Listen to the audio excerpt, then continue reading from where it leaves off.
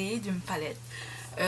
J'avais vu plusieurs trucs bizarres par rapport à cette palette, donc l'appréciation ou non de la palette. Je me suis dit, ah, pourquoi, vu que moi normalement j'adore la palette, ben la marque, de façon générale j'adore cette marque et j'étais un peu déçue de voir ça. Alors je me suis dit, ok, je vais fermer mes yeux et je vais essayer d'oublier les critiques et tout, et je vais vous parler de moi, mon expérience de la palette. Et après, bon, on va faire un petit make-up. Là, on va essayer de poser un petit make-up. Donc, je parle de quelle palette? La fameuse palette dont je parle, c'est celle-ci. Donc, c'est la Subsculpture de Anastasia Beverly Hills. Donc, dans le fond, de façon générale, le monde disait que les fards étaient soit trop poudreux ou que ça blendait pas, ou en tout cas il y a eu beaucoup de critiques. C'est sûr que de façon générale, chaque personne a son expérience personnelle par rapport au maquillage, et il faut aussi savoir que quand vous utilisez des maquillages, il y a plusieurs textures, si on peut dire ça comme ça. Tu sais, il y en a un peu qui sont il y en a un peu qui sont crémeuses, il y en a qui sont poudreuses, il y en a qui sont un petit peu des deux. Donc chacun a leur matière, a leur composition. Et de façon générale, les palettes, je trouve, d'Anastasia Beverly Hills sont quand même assez poudreuses. Donc c'est quand même assez un fini sec. Moi, personnellement, ça fait mon affaire vu que j'ai la peau très grasse. Et je peux pas me permettre d'avoir des je peux pas me permettre d'avoir des ombres à paupières qui sont avec une base d'huile ou qui sont pas assez secs. Simplement que j'ai la paupière tombante ici, donc ça s'enlève, c'est pas beau, ça se mange avec d'autres couleurs, puis c'est vraiment horrible. Ça, c'est mon expérience personnelle. Donc ça se peut que ces personnes n'ont peut-être pas apprécié en fait la matière, peut-être plus poudreuse que les autres palettes d'Anastasia, ça se peut. Mais personnellement, j'ai commencé à voir le monde qui brassait comme de la soupe, j'étais comme ok, c'est... Moi, j'ai de la poudre, je ne veux pas brasser ma poudre comme de la soupe, je sais de la poudre, donc forcément, j'étais comme, est-ce que c'est pour niaiser ou, tu sais, en tout cas, bref, c'est personnel. Mais je vais vous montrer les couleurs. Les couleurs sont extrêmement belles. Sérieusement, j'ai commencé à me maquiller dessus, j'étais comme, il faut que j'en parle, parce que moi, personnellement, je trouve que c'est une bonne palette. Si vous êtes à l'aise à utiliser des matières poudreuses, et si vous êtes à l'aise avec... comment on peut dire ça, à travailler avec. Dans le fond, si vous n'aimez pas travailler avec des matières poudreuses, vous pouvez faire les techniques que je vous ai déjà dit dans une autre vidéo. Vous avez simplement à vous maquiller les yeux avant et après mettre votre fond de teint.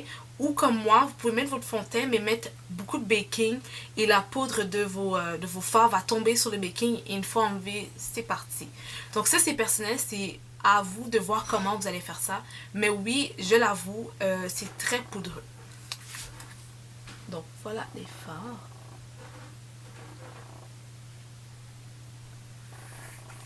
Donc ça se présente comme ceci. Sérieusement, j'adore les couleurs. Et comme d'habitude, il y a le fameux pinceau qui va avec, que j'ai malheureusement brisé. Je sais pas comment j'ai fait ça, mais j'ai brisé le pinceau. Genre. Bref, les couleurs sont vraiment belles. J'adore cette couleur-ci, là. Celle-ci, je l'adore. Est-ce qu'on va bien le voir? Bon, j'en ai pas mis beaucoup, là. Mais je pense que vous allez être capable de le voir un peu. Donc, il y a vraiment des très belles couleurs. Il y a un genre de turquoise. Regardez, c'est super, super pigmenté, sérieusement. Le genre de rouge-brun, là. Il est plus rouge, une fois mis. Donc, vous voyez, il y a vraiment des très belles couleurs. Donc sérieusement, moi j'ai adoré les couleurs qui étaient disponibles. Et en plus, il y a comme un genre de jaune moutarde ici. Tu sais, c'est des couleurs quand même assez spéciales. C'est des couleurs qu'on peut quand même s'amuser et tout. Donc moi, je trouvais ça quand même cool de voir ces couleurs-là. C'est pas des couleurs qu'on voit partout. Puis en plus, ici, le petit blanc ici en haut, là. Je vais vous montrer. Ah non, j'ai mis par-dessus le mauve. Nice, ouais. On va essayer de nettoyer le tout.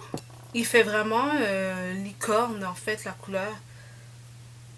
J'en ai pas mis beaucoup, ok. J'essaie plus d'enlever mon petit dégât là. Ok. Donc la couleur elle ressemble comme ceci. Vraiment, c'est une très très belle couleur. Donc c'est ça, je voulais vraiment partager avec vous comme quoi que les couleurs sont vraiment belles. Puis que oui, c'est poudreux. Mais tu sais, commencer à brasser ça comme de la soupe comme ça. Puis à commencer à briser le truc. Puis à faire... Sérieusement, je trouve ça stupide. Je viens de le faire. Puis ça a juste fait en sorte que j'ai moins produit. Mais comme vous le voyez, j'ai pas pété le truc là. Genre, c'est pas de la soupe là. C'est pas de la soupe chaude que tu brasses. Bref, j'ai pas compris le but. Je sais pas, peut-être que ces personnes-là ont vraiment reçu un produit défectueux. Donc pour ça, tu sais, je peux comme pas juger. Mais sérieusement, si vous hésitez par rapport à ça, du fait que, oh non, je vais avoir une palette tellement poudreuse que genre je vais jouer avec mes fards puis ça s'en va. C'est pas vrai. Je viens de le faire et tout est en place, tout est là. On s'entend aussi du make-up, ça se brise, hein. Ça se brise de façon générale. Si tu prends un truc pointu et tu y vas, ça se brise. Je me dis de façon générale. Mais c'est ça. Donc, vous allez voir, il va y avoir beaucoup de critiques positives, autant négatives. Il y a quand même beaucoup de sorties négatives quand ça venait de sortir. Et moi, je me suis dit, non, moi, je vais tester. Et c'est normal. Comme toute chose, il y a des commentaires positifs et négatifs. Il y a des plus, il y a des moins. Peut-être que le moins dans celle-ci, pour le reste, ça va être que c'est trop poudreux. Personnellement, je l'adore. C'est vraiment des très très belles couleurs. J'adore les couleurs. Et j'ai même posté une photo d'Elsa dessus. Je pense que j'avais swatché au niveau de mes bras. Il me semble que je l'ai posté.